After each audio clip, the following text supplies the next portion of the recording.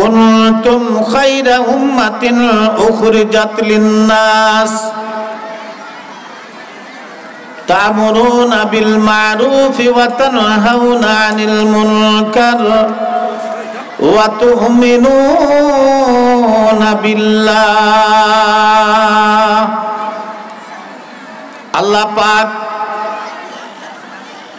নবী করিম সাল্লাল্লাহু আলাইহি ওয়াসাল্লামের উম্মতিকে বলছেন, অর্থাৎ আমাদেরকে বলছেন, কুনতুম খায়রা উম্মাতিন উখরিজাত লিন-নাস, তোমরা হলে সব থেকে উত্তম উম্মত, উত্তম সম্প্রদায়, উত্তম কওম।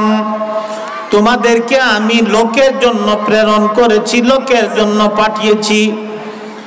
তোমাদের কাজ হবে দুটো, দুটো যদি কাজ তোমরা করো তাহলে তোমরা হলে উত্তম, আর যদি দুটো কাজ তোমাদের দ্বারাতে না হয় তাহলে তোমরা কোনোদিন উত্তম হতে পারবে না। দুটো কাজের দায়িত্ব আল্লাহ রাব্বুল আলামিন আমাদেরকে দিলেন। দুটো কাজ কি?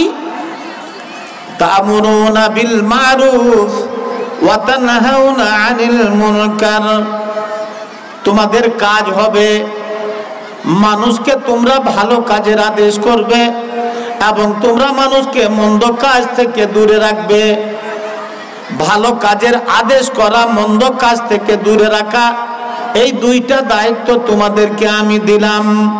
যদি এই দুইটা দায়িত্ব তোমাদের যথারীতিভাবে পালন হয়, যদি তোমরা এই দুইটা দায়িত্ব যথারীতিভাবে দুনিয়াতে পালন করো তাহলে তোমরা হলে অতি উত্তম উম্মত। যদি তোমরা এই দুইটা দায়িত্ব যথারীতিভাবে পালন না করতে পারো তাহলে তোমরা কোনোদিন উত্তম হতে পারবে না, ভালো হতে পারবে না। ব্রাদারান ইসলাম, কথাগুলোর উপরে একটু লক্ষ্য করুন। আল্লাহ রাব্বুল আলামিন আমাদেরকে খায়রে উম্মত বলে টাইটেল দিলেন। খায়রে উম্মত, খায়র মানে ভালো, উত্তম। আপনি লক্ষ্য করুন, পৃথিবীর মাটিতে, এই দুনিয়াতে, ধরার বুকে আল্লাহ পাক হযরতে আদম থেকে নিয়ে হযরতে ঈসা আলাইহিস সালামের পরে আল্লাহ নবী সাল্লাল্লাহু আলাইহি ওয়াসাল্লাম পর্যন্ত আমাদের কল্যাণের জন্য, মানুষের নাজাতের জন্য, মানুষকে পথভ্রষ্ট, মানুষকে খারাপ রাস্তা থেকে, মানুষকে জালালাত থেকে, গুমরাহি থেকে, পাপ থেকে বের করার জন্য, মানুষের হেদায়েতের জন্য আল্লাহ রাব্বুল আলামিন হযরতে আদম আলাইহিস সালাম থেকে নিয়ে নবী মুহাম্মদ সাল্লাল্লাহু আলাইহি ওয়াসাল্লাম পর্যন্ত এক এক করে যুগে যুগে, কালে কালে আল্লাহ পাক 1,24,000 নবীকে, রাসূলকে প্রেরণ দুনিয়াতে করলেন। আল্লাহ পাক আদম আলাইহিস সালামের পরে হযরতে নূহ আলাইহিস সালাম এলেন, তিনার উম্মতকে খায়র বললেন না। হযরতে সুলাইমান আলাইহিস সালামের উম্মতকে আল্লাহ পাক খায়র বললেন না, ভালো বললেন না। হযরতে দাউদ আলাইহিস সালামের উম্মতকে আল্লাহ পাক খায়র বললেন না। হযরতে মুসা, ঈসা, হযরতে ইউনূস, হযরতে জাকারিয়া, এক কথাই বলি নবী মুহাম্মাদের উম্মতকে বাদ দিয়ে আল্লাহ রাব্বুল আলামিন যতগুলো নবী এবং সে নবীদের যতগুলো কওম হয়েছে, যতগুলো নবী হয়েছে, তাদেরকে খায়র বলেননি। খায়র শুধু আল্লাহ রাব্বুল আলামিন বললেন আমাদের প্রিয় নবীর উম্মত, অর্থাৎ আখিরি নবীর উম্মত, উম্মতে মুহাম্মাদিয়াকে, অর্থাৎ আমাদেরকে আল্লাহ রাব্বুল আলামিন খায়র বলে সম্বোধন করলেন এবং খায়র বলে আল্লাহ পাক আমাদেরকে টাইটেল দিলেন। আমরা হলাম খায়রে উম্মত, সব থেকে উত্তম উম্মত। কত ফজিলত উম্মতে মুহাম্মাদিয়ার আছে, এক এক করে বর্ণনা করা সম্ভব হবে না। আল্লাহ রাব্বুল আলামিন এই উম্মতকে যে ফজিলতটা দিয়েছেন, যে মর্যাদাটা দিয়েছেন, যে সম্মান এবং ইজ্জত দিয়েছেন, সে এতটা সম্মান, এতটা ইজ্জত অন্য কোন নবীর উম্মতকে আল্লাহ পাক দেননি। এত সম্মান দিয়েছেন। সম্মানগুলো কি কি সম্মান আপনাকে বলি। আল্লাহ নবী সাল্লাল্লাহু আলাইহি ওয়াসাল্লাম বলছেন যে আমার উম্মতকে কতগুলো ফ্যাসিলিটি দেওয়া হয়েছে, কতগুলো ফ্যাসিলিটি দিয়েছে, যে ফ্যাসিলিটিগুলো, যে সুবিধাগুলো অন্য কোন নবীর উম্মতকে দেওয়া হয়নি। যেমন আল্লাহ নবী সাল্লাল্লাহু আলাইহি ওয়াসাল্লাম বললেন, আমার জন্য, আমার উম্মতির জন্য আল্লাহ রাব্বুল আলামিন পৃথিবীর মাটিটাকে মসজিদ বানিয়ে দিয়েছেন। আমার উম্মতির লোকেরা তোমরা শোনো, যেখানে তোমাদের নামাজের সময় হয়ে যাবে সেখানেই তোমরা নামাজ পড়ে নাও। অন্য মানুষদের মতো তোমাদেরকে কোনো মসজিদে বা কোনো গির্জা ঘরে অন্য মাযহাব, অন্য কওমের, অন্য সম্প্রদায়ের মানুষের যেমন যেখানে সেখানে তারা ইবাদত করতে পারবে না, যেখানে সেখানে তাদের প্রভুদের জিকির আজকার আরাধনা উপাসনা করতে পারবে না, পূজা করতে পারবে না। পূজা করার জন্য, আরাধনা করার জন্য এক একটা জায়গা তারা নির্দিষ্ট করে রেখে দিয়েছে। যেমন হিন্দু ভাইদের হলো মন্দির, মন্দির ছাড়া সে অন্য কোনো জায়গাতে তার প্রভুর পূজা করতে পারবে না। খ্রিস্টানরা গির্জা ঘর বাদ দিয়ে অন্য কোনো খালি মাঠে নিজের প্রভুকে ডাকতে পারবে না। ঈসা আলাইহিস সালামের উপাসনা করতে পারবে না। ইহুদিরা তারা নিজের ধর্মালয়ের মধ্যে তারা উপাসনা করতে পারবে, সেটাকে বাদ দিয়ে অন্য কোনো জায়গায় উপাসনা করতে পারবে না। এই মতো আপনি শিখ যারা আছে তারা গুরুদ্বারা ছাড়া অন্য কোনো জায়গায় গুরু নানকের উপাসনা করতে পারবে না, পূজা করতে পারবে না। কিন্তু আল্লাহ নবী সাল্লাল্লাহু আলাইহি ওয়াসাল্লাম বলছেন, আমাকে, আমার উম্মতিকে আল্লাহ রাব্বুল আলামিন এটা ফ্যাসিলিটি দিয়ে দিলেন। এটা আমার ভাগ্নি, মা বাবাকে সামনে রেখে আমার ভাগ্নি। হ্যাঁ, 500 টাকা দিয়েছি। আচ্ছা, মা বাবা মারা গেছে নাকি? আচ্ছা, মৌলভী ইরফানের ভাগ্নি মা বাবার জন্য, মৃত্যু মা বাবার জন্য 500 টাকা দান করেছে। আমি দোয়া করছি। যেমন আমাদের পাঞ্জাবি ভাইরা তারা গুরুদুয়ারা ছাড়া গুরু নানকের তারা উপাসনা করতে পারবে না, পূজা করতে পারবে না।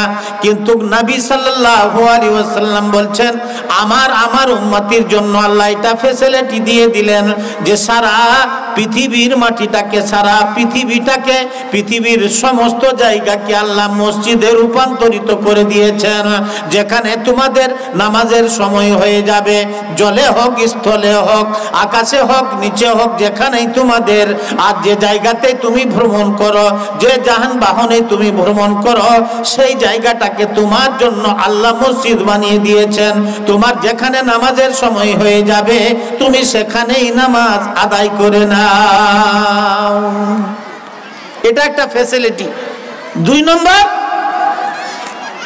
আল্লাহ নবী বলছেন, নামাজ পড়ার জন্য তোমাদেরকে উযু করতে হবে না যদি তোমরা জল না পাও। এমন জায়গায় তোমরা চলে গেছো যেখানে তোমাদের জল পাওয়াটা খুব অসম্ভব হয়ে যাবে, অতএব জলের কোনো প্রয়োজন নেই। তোমাদের কাছে, তোমাদের হাতে, তোমাদের সামনে যদি মাটি থাকে, মাটিতে তোমরা একবার হাতটাকে মারো, হাতে ফুঁক দিয়ে দাও, 2 হাতে তোমরা একটু 2 হাতটা ঘুষে নাও, তারপরে তোমরা মুখে মাসা করে নাও, মাসা করে তোমরা নামাজ পড়ে নাও। তোমাদের নামাজটা হয়ে যাবে, নামাজটা তোমাদের শুদ্ধ হয়ে যাবে। উযু করার দরকার নেই। অনেক ফ্যাসিলিটি দিয়েছেন, কত দুনিয়াতে এবং আখিরাতের ফ্যাসিলিটি কি আল্লাহ পাক কোরআনে বলছেন, ওয়াকাযালিকা জাআলনাকুম উম্মাতাও ওয়াসাতা লিতাকুনু শুহাদা আলান নাস। কিয়ামতের দিনে অন্যান্য নবীদের কওমের জন্য, সম্প্রদায়ের জন্য, উম্মতের জন্য আমার উম্মতির লোকেরা সাক্ষী দিবে, গাওয়াহি দিবে।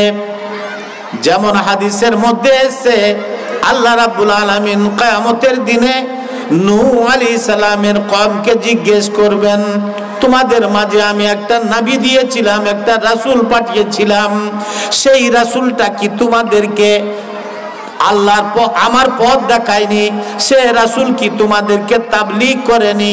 সেই রাসূল কি তোমাদেরকে আমার কথা শোনায়নি? তোমাদেরকে কি জাহান্নাম জান্নাতের ভয় দেখায়নি? তোমাদেরকে পরকালের শাস্তির কথা বলেনি? তোমরা আজকে আমাকে বলো, আজকে তোমরা আমাকে উত্তর দাও, তোমরা যে নূহ নবীর উম্মত হয়েছিলে, তো এই নূহ নবী তোমাদেরকে কতটুকু আমার দ্বীনের দাওয়াত দিয়েছিলেন, আমার দ্বীনের তাবলীগ করেছিলেন, সেটা তোমরা আমাকে উত্তর দাও। হযরত নূহ আলাইহিস সালামের কওম তখন আল্লাহকে বলবে, আল্লাহ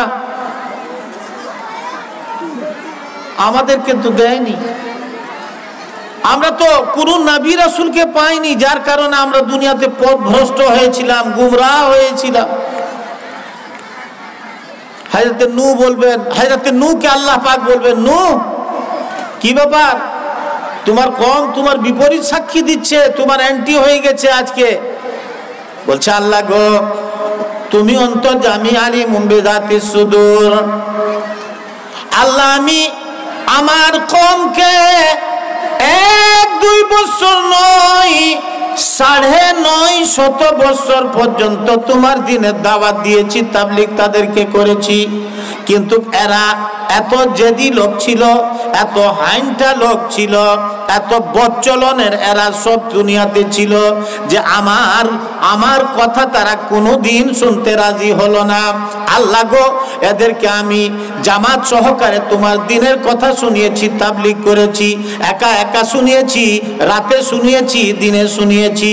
আল্লাহ গো, রাস্তায় শুনিয়েছি, হাটে শুনিয়েছি, বাজারে শুনিয়েছি, বাড়ি বাড়ি গিয়ে শুনিয়েছি, কিন্তু আমার কথাটা তারা সব দিন অমান্য করেছে, আমার কথাটা তারা সব দিন ডিনাই করেছে। আল্লাহ গো, দুনিয়াতে এরা থাকাকালীন আমার কথা কোনোদিন শুনতে এরা রাজি হয়নি।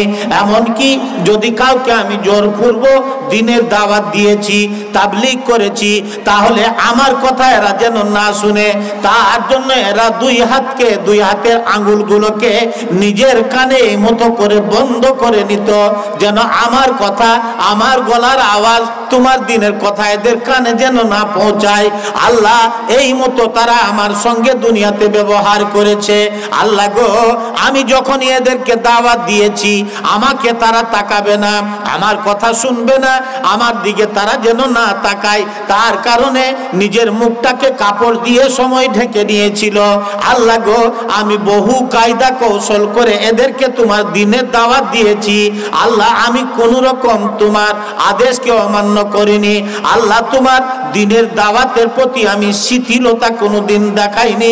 আল্লাহ গো, যখন তখন আমি এদেরকে দ্বীনের দাওয়াত দিয়েছি, কিন্তু এরা দুনিয়াতে তোমার কথা শুনতে সব সময় ইনকার করেছে। আল্লাহ বলবে, তোমার কোনো সাক্ষী আছে? বলছে, হ্যাঁ আছে। কে সাক্ষী? দুনিয়াতে সাক্ষী হয় না। আপনি কোর্টে যান, থানাতে যান, কোনো মামলা নিয়ে আপনাকে উকিল বলবে, আপনি যে দাবিটা করছেন তার কোনো সাক্ষী আছে আপনার? লোক তখন সাক্ষী জোগাড় করে, সত্য মিথ্যা সাক্ষী দুনিয়াতে পাওয়া যায়। কিয়ামতের দিনও এই মতো হবে হযরত নূহ আলাইহিস সালামের সঙ্গে। আল্লাহকে বলবেন, আল্লাহ গো, সাক্ষী আমার আছে, বলে নিয়ে এসো। হযরত নূহ আলাইহিস সালাম তখন খুঁজতে লাগবেন কিয়ামতের দিনে হাসরের ময়দানে। কাকে খুঁজবেন? হযরত নূহ আলাইহিস সালাম অন্য কোন নবীর সম্প্রদায়কে খুঁজবেন না। হযরত নূহ আলাইহিস সালাম এই উম্মতে মুহাম্মাদিয়াকে খুঁজে বের করে আল্লাহর সামনে নিয়ে আসবেন। নিয়ে এসে আল্লাহকে জিজ্ঞেস করবেন, আল্লাহ গো, এরা হলো উম্মতে মুহাম্মাদিয়ার লোক, তোমার শেষ নবীর লোক। আল্লাহ, তুমি এদেরকে জিজ্ঞেস করো, আমি আমার কওমকে, আমার সম্প্রদায়কে, আমার জাতিকে তোমার দ্বীনের কথা শুনিয়েছি কি শুনাইনি? আল্লাহ, তুমি এদেরকে জিজ্ঞেস করো, তোমার দ্বীনের দাওয়াত আমি এদেরকে দিয়েছি কি দিইনি? আল্লাহ, আমার সাক্ষীটা এরাই তোমার সামনে বলবে, এরাই বলবে আল্লাহ বলবেন কি ব্যাপার ও উম্মতে মুহাম্মাদিয়ার লোকজনেরা, হযরতে নূহ যেটা বলছে সেটা বাস্তব কি তোমাদের জানা আছে? বলছে হ্যাঁ আল্লাহ জানা আছে আমাদের যে হযরতে নূহ আলাইহিস সালাম নিজের কওমকে তোমার দ্বীনের দাওয়াত দিয়েছেন, তাবলীগ করেছেন, কিন্তু এরা মানেনি। তো তোমাদের প্রমাণ কি? তোমরা যে সাক্ষী দিচ্ছ নূহ আলাইহিস সালামের পক্ষে, তো তোমাদের প্রুফ কি, তোমাদের দলিল কি? তখন আল্লাহকে এই উম্মতে মুহাম্মাদিয়ার লোকেরা বলবে প্রুফ হিসাবে, আল্লাহ আমরা কোরআনে পড়েছি যে কোরআনটা তুমি নাজিল দুনিয়াতে করেছ।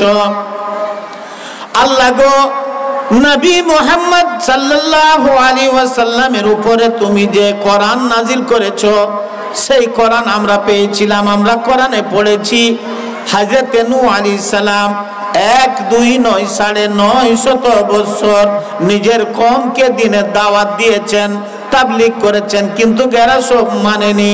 আল্লাহ গো আমরা আজকে সাক্ষী দিচ্ছি উম্মতে মুহাম্মাদিয়ার লোকজনেরা হযরতে নূহ আলাইহিস সালাম তোমার দ্বীনের দাওয়াত নিজের কওমকে নিজের সম্প্রদায়কে দিয়েছেন, কিন্তু এরা মানেনি।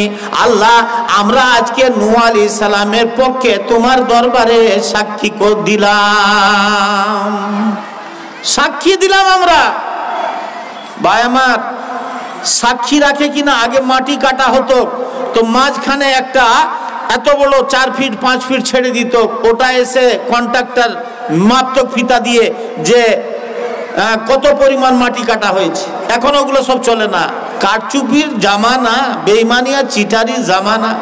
যেখানে সেখানে রাস্তার ঘাস চিলে দিয়ে ওই 100 দিনের টাকা পেয়ে গেল, কাজ করে নিল। ভাই আমার, কত ফজিলত!